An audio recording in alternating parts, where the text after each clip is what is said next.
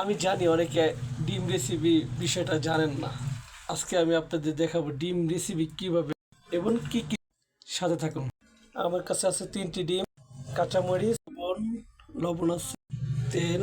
আর আমার কাছে এমন একটা জিনিস আছে, আপনারা দেখলে অবাক হয়ে যাবেন। আসলে আমি নিজে এখানে পেঁয়াজ চাষ করি। দেখুন, এ হলো আমার পেঁয়াজ ক্ষেত। এই ক্ষেতের থেকে আমি পেঁয়াজ কালি দিয়ে আমি ডিম রেসিপি করব এবং এখান থেকে পেঁয়াজ সংগ্রহ করব।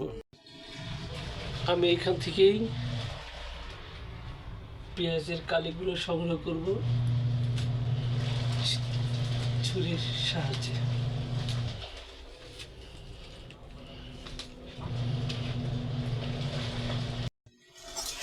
সাথে পেঁয়াজের কালিগুলো কাটবো, ছোটোগুলোকে ফেল করে কেটে নেব। এগুলো আমাদের পেঁয়াজ কাটা।